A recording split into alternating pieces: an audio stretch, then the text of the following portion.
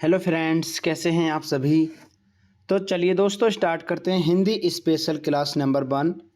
ये दोस्तों UP police, UP SI, RO ARO या यूपी ट्रिपल एससी दोस्तों कोई भी एग्ज़ाम हो, और जैसे कि एसएससी जीडी, तो इन सभी एग्ज़ामों में दोस्तों हिंदी पूछी जाती है।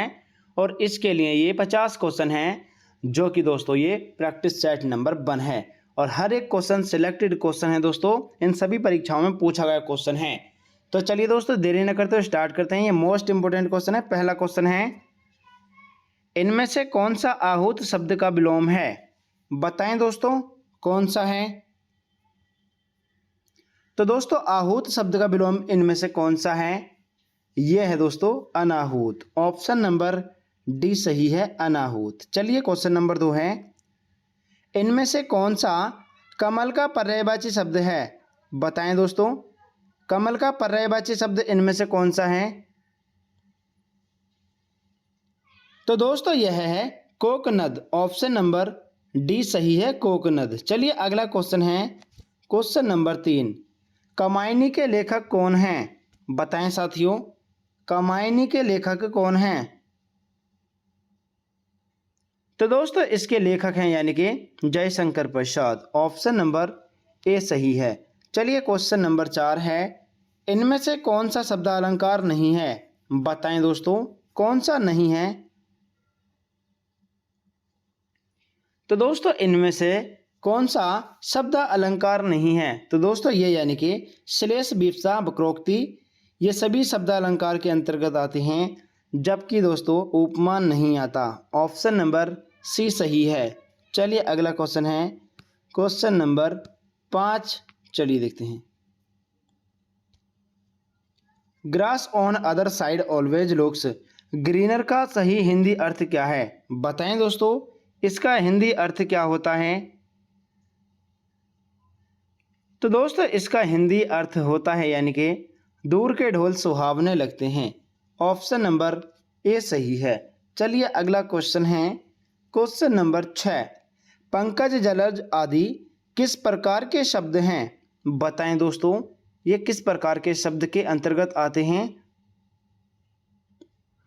तो दोस्तों यह योग ऋण है। ऑप्शन नंबर सी सही है। चलिए अगला क्वेश्चन है, क्वेश्चन नंबर 7, देवनागरी लिपि का सर्वप्रथम प्रयोग कहाँ हुआ था। बताएं दोस्तों कहाँ पर हुआ था। देवनागरी लिपि का सर्वप्रथम प्रयोग कहाँ पर हुआ था। तो दोस्तों यह है यानी जयभट्ट के शिलालेखों में हुआ था। ऑप्शन नंबर डी सही है। चलिए क्वेश्चन नंबर 8 देखते हैं, सभी महाप्राण वर्णों वाला वर्ग कौन सा है। बताएं दोस्तों कौन सा है। एक बार सभी साथी चैनल को सब्सक्राइब कर लीजिए और क्लास को लाइक भी कर दीजिए दोस्तों। सभी महाप्राण वर्णों वाला वर्ग कौन सा है। तो दोस्तों यह है यानी कि कौन सा है। यह है दोस्तों कै दोस्तों कै कंठे होता है लेकिन वो अल्प प्राण होता है, ठीक है। तो इसमें है दोस्तों यानी ख, छ और ठ, ये सभी महाप्राण वर्ण हैं, ठीक है। ऑप्शन नंबर ए सही है। चलिए अगला क्वेश्चन है, क्वेश्चन नंबर 9, स्पर्श व्यंजन कंठीय ध्वनि, अघोष और महाप्राण ध्वनि कौन सी है। बताएं दोस्तों कौन सी है। तो दोस्तों यह है यानी कि ख, ये महाप्राण के अंतर्गत आता है। और दोस्तों यानी घ भी आता है, लेकिन दोस्तों उसमें पूछा है अघोष, ठीक है। तो ऑप्शन नंबर सी सही है। अगला क्वेश्चन है, क्वेश्चन नंबर 10, समीप, छोटा तथा गौण के अर्थ में कौन सा उपसर्ग आता है। बताएं दोस्तों कौन सा उपसर्ग आता है। तो दोस्तों यह आता है उप। ऑप्शन नंबर डी सही है, उप। चलिए अगला क्वेश्चन है, क्वेश्चन नंबर 11। क्वेश्चन नंबर 11 है दोस्तों, मुझे बताओ कि तुम्हारा जन्म कब और कहाँ हुआ था। वाक्य का भेद बताइए। बताएं दोस्तों कौन सा वाक्य है। मुझे बताओ कि तुम्हारा जन्म कब और कहाँ हुआ था। तो दोस्तों इसमें है यानी कि मिश्र वाक्य। ऑप्शन नंबर डी सही है, मिश्र वाक्य। Option number D. चलिए अगला क्वेश्चन है, क्वेश्चन नंबर 12 है दोस्तों, सर्प यानी कि सांप, मेंढक, सिंह, घोड़ा, बानर, हाथी आदि को समझाने वाला शब्द कौन सा है। बताएं दोस्तों ये किस शब्द के अनेकार्थी शब्द हैं? तो दोस्तों ये हैं यानी कि किसके हैं? हरि के। ऑप्शन नंबर सी सही है, हरि। अगला क्वेश्चन है क्वेश्चन नंबर 13-14। दांत काटी रोटी का अर्थ क्या होता है? दांत काटी रोटी का अर्थ क्या होता है? तो दोस्तों इसका अर्थ होता है, जल्दी से बताएं सभी साथी। चलिए बताते हैं। तो दोस्तों इसका अर्थ होता है यानी कि दांत काटी रोटी का अर्थ यानी गहरी दोस्ती। ऑप्शन नंबर ए सही है। Question number 14। अर्चना अत्यंत सुंदर है, रेखांकित पद का भेद बताइए। तो दोस्तों इसको रेखांकित कर लीजिए अत्यंत को, ठीक है। तो यानी कि अत्यंत इसमें क्या है? चलिए दोस्तों बताते हैं। तो दोस्तों यह है यानी कि क्या है? प्रविशेषण। ऑप्शन नंबर बी सही है, प्रविशेषण। नेक्स्ट क्वेश्चन है, चलिए देखते हैं। Question number 15। उनके द्वारा अपना काम अब तक समाप्त नहीं किया गया, अंग्रेजी में अनुवाद होगा। तो दोस्तों इसका डायरेक्टली बता देते हैं, इसका अनुवाद कैसे होगा। चलिए बताते हैं। तो दोस्तों इसका अनुवाद होगा यानी कि their work has not yet been finished, यानी दोस्तों थोड़ा नीचे कर लेते हैं, finished by them. Option number V सही है। चलिए अगला क्वेश्चन है क्वेश्चन नंबर 16। निम्नलिखित में से तत्सम शब्द कौन सा है? निम्नलिखित में से तत्सम शब्द कौन सा है? बताएं दोस्तों कौन सा है। चलिए बताते हैं दोस्तों। तो दोस्तों यह है यानी कि शिखा। ऑप्शन नंबर ए सही है। अगला क्वेश्चन है क्वेश्चन नंबर 17 और 18। चलिए देखते हैं। सोना का पर्यायवाची शब्द कौन सा है? सोना का पर्यायवाची शब्द इनमें से कौन सा है? जात रूप। ऑप्शन नंबर डी सही है। अगला क्वेश्चन है निम्नलिखित विकल्पों में से सही विकल्प छांटिए, यानी दोस्तों सही विकल्प इनमें कौन सा है। तो चलिए दोस्तों बताते हैं। सही विकल्प है यानी कि जीवन क्षणभंगुर है, व्यर्थ नष्ट ना करें। ऑप्शन नंबर ए सही है। चलिए अगला क्वेश्चन है क्वेश्चन नंबर 19। चलिए देखते हैं दोस्तों। क्वेश्चन नंबर 19 है अनिश्चयवाचक सर्वनाम का अपादान कारक में बहुवचन रूप क्या होगा? बताएं दोस्तों क्या होगा। तो दोस्तों यानी अपादान कारक का बहुवचन रूप में होगा अनिश्चयवाचक सर्वनाम का। तो ये है दोस्तों यानी कि किन्हीं से, यानी कि किन्हीं से। ऑप्शन नंबर सी सही है। क्वेश्चन नंबर 20 है प्रत्याशा शब्द में उपसर्ग है। बताएं दोस्तों प्रत्याशा शब्द में उपसर्ग है। तो दोस्तों इसमें है प्रति। ऑप्शन नंबर सी सही है, प्रति। चलिए अगला क्वेश्चन है क्वेश्चन नंबर 21। यदि सभी राज्य सरकारों को कोई एक सहकारी पत्र भेजा गया हो तो उसे क्या कहते हैं? बताएं दोस्तों क्या कहते हैं। उसे कहा जाता है दोस्तों परिपत्र। ऑप्शन नंबर वी सही है। धूसर का पर्यायवाची शब्द कौन सा होगा? धूसर का पर्यायवाची शब्द कौन सा होगा? तो दोस्तों यानी धूसर का अर्थ होता है बेशर। ऑप्शन नंबर सी सही है। अगला क्वेश्चन है क्वेश्चन नंबर नेक्स्ट। यदि आपको अपने मित्र को पत्र लिखना पड़े तो संबोधन में लिखेंगे। बताएं दोस्तों क्या लिखेंगे उसको, यानी कि प्रिय मित्र। ऑप्शन नंबर सी सही है, प्रिय मित्र। अगला क्वेश्चन है कौन सा अधिकरण तत्पुरुष समास नहीं है? बताएं दोस्तों कौन सा अधिकरण तत्पुरुष समास नहीं है। ये है दोस्तों यानी कि धर्मभ्रष्ट। ऑप्शन नंबर डी सही है, ठीक है। ऑप्शन नंबर धर्मभ्रष्ट जो है ये अधिकरण समाप्त तत्पुरुष समास नहीं है। Option number D. चलिए अगला क्वेश्चन है क्वेश्चन नंबर 25। चलिए देखते हैं। पंजाब में हिंदी का प्रचार किसने किया था? पंजाब में हिंदी का प्रचार किसने किया था? तो दोस्तों ये किसने किया था? ये किया था दोस्तों, चलिए बताते हैं, यानी कि श्रद्धा राम फुल्लोरी। ऑप्शन नंबर वी सही है। अगला क्वेश्चन है क्वेश्चन नंबर 26। अतियुक्ति शब्द में संधि है। अतियुक्ति शब्द में कौन सी संधि है दोस्तों? अति प्लस उक्ति। बताएं सभी साथी। तो दोस्तों इसमें है यानी कि कौन सी है? यण संधि है। ऑप्शन नंबर सी सही है। अगला क्वेश्चन है क्वेश्चन नंबर 27 और 28। चलिए देखते हैं दोस्तों, क्वेश्चन नंबर 27 है, कौन सा कथन असत्य या गलत है? बताएं दोस्तों, कौन सा कथन है जो सत्य है या गलत है, असत्य है या गलत, दोनों को ही एक शब्द बोला जाता है। चलिए देखते हैं दोस्तों, अर्धशासकीय पत्र मित्रतापूर्ण भाषा में लिखा जाता है, ये सही है दोस्तों। संबोधन के लिए प्रिय लिखा जाता है, बिल्कुल सही बात है दोस्तों।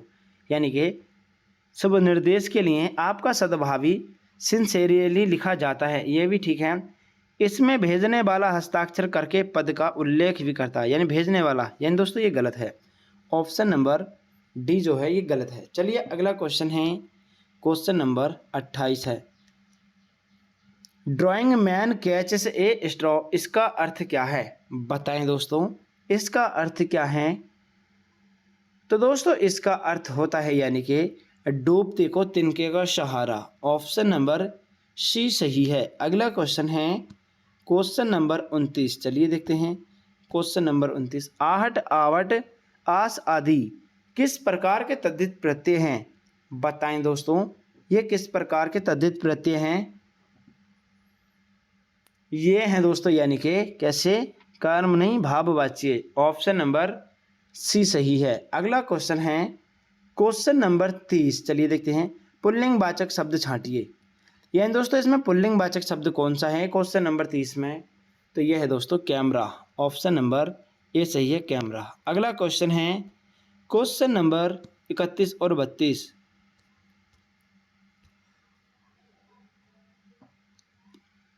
हथियाना, चिकनाना किस प्रकार की क्रिया है? हथियाना, चिकनाना किस प्रकार की क्रिया है? ये है दोस्तों यानी कि नाम धातु। ऑप्शन नंबर ए सही है, नाम धातु। अगला क्वेश्चन है क्वेश्चन नंबर 32, जो शब्द वाक्यांश तथा वाक्य तथा शब्दों को जोड़ते हैं उन्हें क्या कहा जाता है? जो शब्द वाक्यांश और वाक्य तथा शब्दों को जोड़ते हैं उन्हें क्या कहा जाता है दोस्तों? तो दोस्तों उनको बोला जाता है, यानी कि क्या कहा जाता है?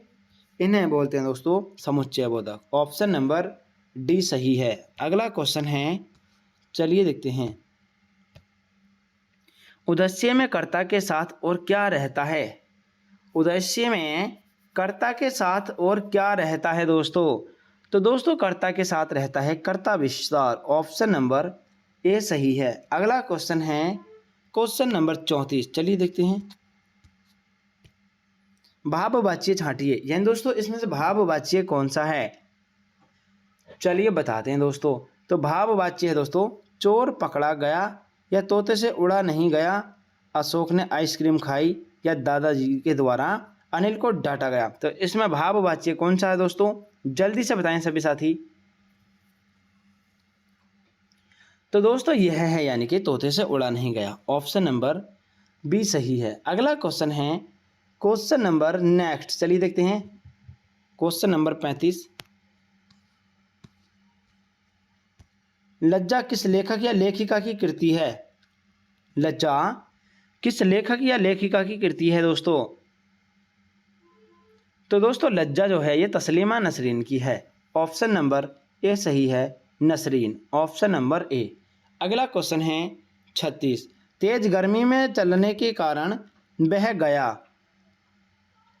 तो सही विकल्प का चयन, रिक्त स्थान भरें। बताएं दोस्तों कौन सा विकल्प आएगा?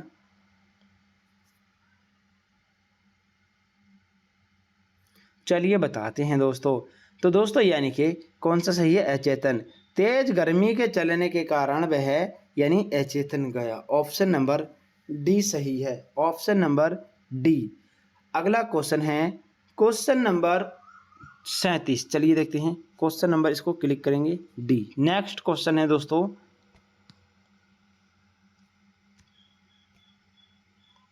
कई दर्शकगण किस विशेषण का उदाहरण है? कई दर्शकगण किस विशेषण का उदाहरण है? तो दोस्तों यह अनिश्चित संख्यावाचक है। ठीक है, कई, क्या पता कितने। ऑप्शन नंबर वी सही है। अगला क्वेश्चन है क्वेश्चन नंबर नेक्स्ट, कदाचित शाम तक वो वापस आ जाए, इस वाक्य में प्रयुक्त काल कौन सा है?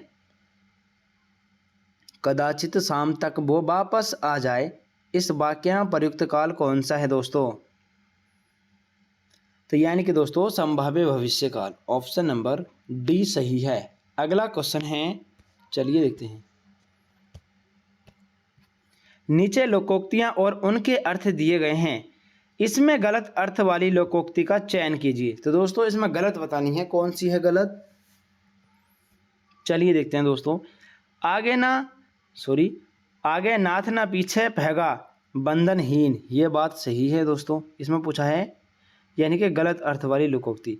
तीन तहरे होना संगठित होना, यही गलत है, ऑप्शन नंबर भी सही है दोस्तों। एक टकसाल के ढले हैं सब एक जैसे हैं, ये भी सही है दोस्तों, ठीक है। आंख के अंधे गांठ के पूरे, मूर्ख लेकिन धनवान, ये भी बात सही है, ऑप्शन नंबर भी सही है, यानी गलत था। अगला क्वेश्चन है, सख्यागमन का सही संधि विच्छेद कौन सा है? सख्यागमन का सही संधि विच्छेद कौन सा है? तो दोस्तों यह है सखी प्लस आगमन, ऑप्शन नंबर ए सही है। एक बार सभी साथी चैनल को सब्सक्राइब कर लीजिए और क्लास को लाइक भी कर दीजिए दोस्तों। अगला क्वेश्चन है, जब किसी सामान्य बात का विशेष बात से तथा विशेष बात का सामान्य बात से समर्थन किया जाए तो वहाँ कौन सा अलंकार होगा? बताएं दोस्तों कौन सा अलंकार होगा? तो दोस्तों वहाँ पर अलंकार होगा यानी कि अर्थांतरस। कौन सा? अर्थांतरस, ठीक है ना, ऑप्शन नंबर सी, ठीक है। नेक्स्ट क्वेश्चन है, पसीने से युक्त वाक्यांश के लिए एक शब्द कौन सा है? तो दोस्तों ये होता है स्वेदित, ठीक है, ऑप्शन नंबर सी सही है। अगला क्वेश्चन है, क्वेश्चन नंबर 43, किस भाव की परिपक्व अवस्था को रस कहा जाता है? बताएं दोस्तों किसको कहा जाता है? ये कहते हैं दोस्तों स्थायी भाव को, ऑप्शन नंबर डी सही है। भारतवर्ष के लिए हिंदी भाषा का नाम से सबसे पहले किसने सुझाया? बताएं दोस्तों एक सुझाव किसने सुझाया? तो दोस्तों ये हैं यानी कि Rabindranath Thakur, option number A सही है, ठीक है। रविंद्रनाथ ठाकुर भारतवर्ष के लिए हिंदी भाषा का नाम सबसे पहले इन्होंने सुझाया था, हिंदी भाषा का नाम, ठीक है। किसने? Rabindranath Thakur, option number A सही है। क्वेश्चन नंबर 45, रघुपति राघव राजा राम, इसमें कौन सा अलंकार है? रघुपति राघव राजा राम, इसमें कौन सा अलंकार है? तो दोस्तों इसमें अलंकार है यानी कि अनुप्रास, ऑप्शन नंबर वी सही है, अनुप्रास। नेक्स्ट क्वेश्चन है क्वेश्चन नंबर 46, याचना शब्द का बहुवचन क्या है? याचना शब्द का बहुवचन रूप क्या है? तो दोस्तों याचना का होता है यानी कि याचना, ऑप्शन नंबर याचना की जाती है, ठीक है, ऑप्शन नंबर डी सही है। चलिए अगला क्वेश्चन है क्वेश्चन नंबर 47, निम्नलिखित में से किस विकल्प में सभी शब्द भाववाचक संज्ञा शब्द हैं? बताएं दोस्तों सभी में भाववाचक संज्ञा शब्द हैं, किस ऑप्शन में हैं? यह है दोस्तों रसीला, कड़वाहट, बुढ़ापा, उन्नति, ऑप्शन नंबर सी सही है, ठीक है। चलिए अगला क्वेश्चन, नेचुरल जस्टिस का हिंदी आशय क्या है? यानी हिंदी अर्थ क्या है इसका? बताएं दोस्तों क्या है हिंदी अर्थ?